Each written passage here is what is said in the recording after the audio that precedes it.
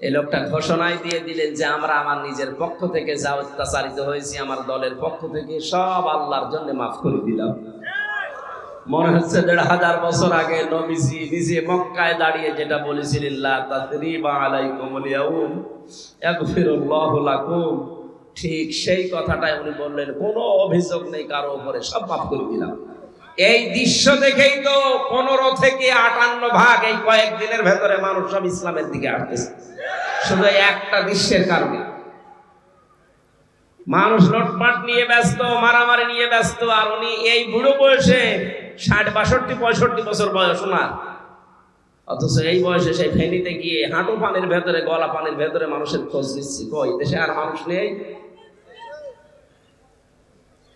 আমরা আগস্টের ৫ তারিখের আগের জরিপ দেখেছিলাম। আন্তর্জাতিক বিশ্ব নিয়ে আমি যতটুকু লেখাপড়া করেছি, যতটুকু জানি, ২৫৭টা রাষ্ট্র পৃথিবীতে এখন, জাতিসংঘের আন্ডারে ১৯৫টা।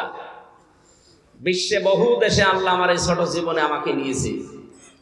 ১০০ জনের ১৫ জন মানুষ চাইতো আগস্টের ৫ তারিখের আগে যে এই দেশে ইসলাম কায়েম হোক। মাত্র ১ মাস ১৬-১৭ দিনের ব্যবধানের গত ১০ দিনের রিপোর্ট আমি বানাইনি, আল জাজিরা আন্তর্জাতিক একটা রিপোর্ট দিয়েছে, এই দেশের রক্ষণ করি, আন্দাজে দেয়নি তারা, চিন্তা ভাবনা করে তারা দিয়েছে। ১০০ জনের ৫৮ জন মানুষ এখন চাচ্ছে এই বাংলাদেশে আল্লাহর কোরআন কায়েম হোক। আর এটা কায়েম করার জন্য যিনি পালিয়েছে তার দ্বারা সম্ভব। এক কথা বলে না কেন? সম্ভব যাদের জন্য, যাদের দ্বারা আপনি টের পাচ্ছেন না, যাদের দেখলে আল্লাহর কথা মনে হয়। এই লোকটার অ্যাক্টিভিটিস, এই লোকটার ইখলাস, এই লোকটার তাওয়াক্কুল, তার ইবাদত আমি নিজে দেখেছি।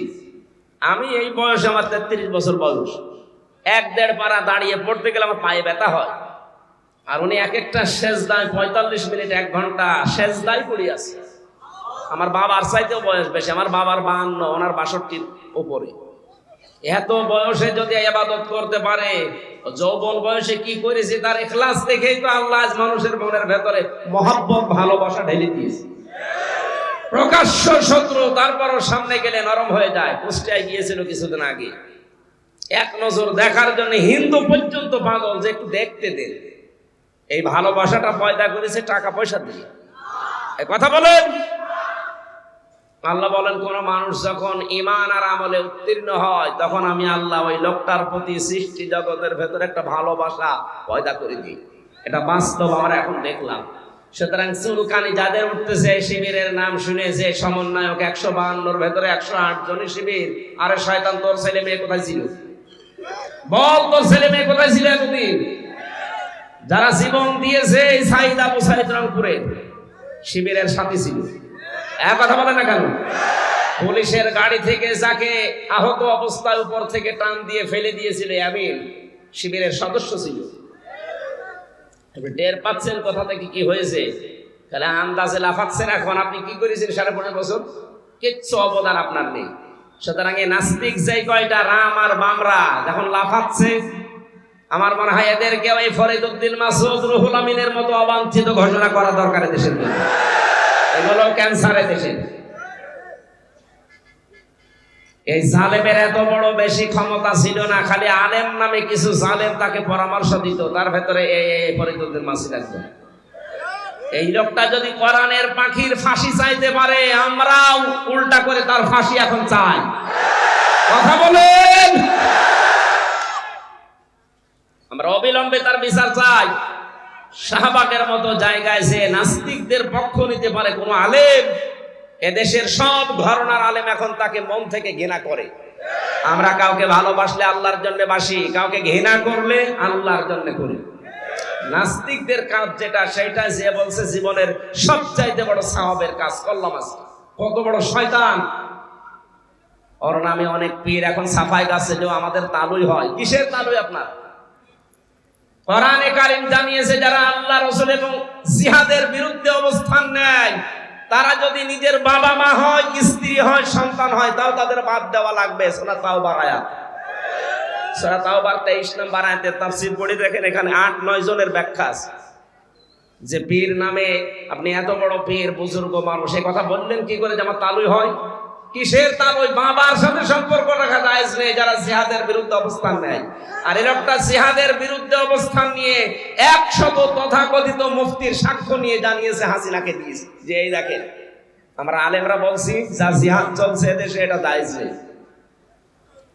এমনকি আবু সাইদ শাহ যারা শহীদ হয়েছে হাজারের উপরে, অনেক আলেম নামে জালেম এখনো পর্যন্ত তাদের শহীদ বলতে রাজি না। যারা এই স্বাধীনতাকে স্বীকার করছেন না তারা এই স্বাধীন দেশে থাকার যোগ্য না। বলেন, আপনি বেরিয়ে যেতে পারেন।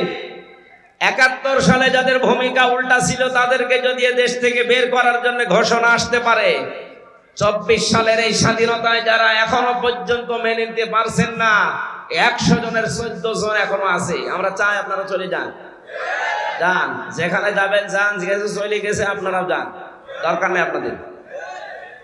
আমাদের দেশ আমরা সাজিয়ে নিতে পারবো ইনশাআল্লাহ। শুধু বাইরের টাকাগুলো আনতে দিন। ডাক্তার মোহাম্মদ ইউনূস ঘোষণা দিয়েছে যে টাকাগুলো ছিল 3 ভাগ, 4 ভাগের 3 ভাগ প্রায় আসার প্রক্রিয়া আরম্ভ হয়ে গেছে, বাকি 1 ভাগও আসবে। যারা এগুলো করেছিলেন 1 টাকাও যেন ছাড় দেওয়া না হয়, সব টাকা আমরা ফেরত আনতে চাই। আজকে আসার সময় প্রশাসনের ভাইদের দেখলে মানুষ ধাক্কা দিচ্ছে, গালি দিচ্ছে, দোষ ওনাদের কিসের? ওপরে যে কয়েকজন কোলাঙ্গার ছিল, এই কোলাঙ্গারদের কারণে আজ পুরা প্রশাসনের উপরে মানুষের ক্ষোভ। ওনারা হুকুম পালন করেছে যারা, তারা দোষী।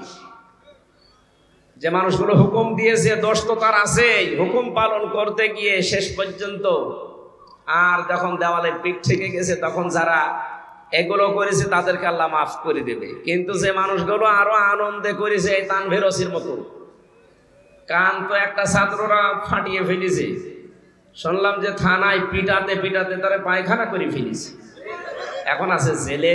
কি হবে আল্লাহ জানে। এই জন্য যেই সমস্ত অফিসার গুলোর কারণে এই 15.5 বছর এই জালেম টিকে ছিল তাদেরকেও যেন এই জাতি ক্ষমা না করে। আমি যাদেরকে পেয়েছি জীবনও ক্ষমা করবো না। আমার মামলার আয়ু এই কাজী মিজান, ট্যাকের হাটে বাড়ি, মাদারীপুরে। আমার কাউন্টার টেরোরিজমের সাথে যারা জড়িত ছিল, মনিরুল ইসলাম, আসাদুজ্জামান, ডিসি আব্দুল মান্নান, শেখ ইমরান, জাহিদ হাসান, আতিকুল ইসলাম, ভইয়া, 1 টাকাও যেন আল্লাহ ছাড় না দেয়, এমনকি আমার পক্ষ থেকে কোনো মাফ নেই এদের। ওরা যেমন জানা শোনার পরও বিনা কারণে আমার 3 বছর আটক করে রেখেছে, আমরাও চাই এগুলো 3 বছর করে জেলে থাক। তাও এ জেলে না, মাটির নিচে। আয়না ঘর এখন আর আছে? আছে, ওটা জাদুঘর হিসাবে রাখা হবে। সমন্বয়কদের ভেতরে অন্যতম এখন উপদেষ্টা যিনি আসিফ মাহমুদ ভইয়া ঘোষণা দিয়েছে আয়না ঘর ভাঙা হবে না, ওইভাবে থাকবে। সারা বিশ্ব থেকে মানুষ যারা পর্যটক আসবে তারা যেন জানে যে এই দেশে একজন জালেম আছিল। ওই যে জালেম, কারো বলতে কোনো দ্বিধা আছে? জালেমকে কেউ যদি জালেম না বলে সেও জালেম। এমনকি জেনে শুনে কেউ যদি জালেমের পক্ষ নেয়, নবীজি বলেন সে আমার উম্মত থেকে খারিজ হয়ে যায়। এবার আপনি কি করবেন? আপনার সিদ্ধান্ত। প্রকাশ্য যে লোকটা জুলুম করেছে, নিজের উপরে জুলুম করেছে, পরিবারের উপরে, সমাজের উপরে, জনগণের উপরে, জালেমদের কোনো ক্ষমা আমরা করলেও হবে না, কারণ আল্লাহ নিজে মামলা দেবে জালেমের বিরুদ্ধে।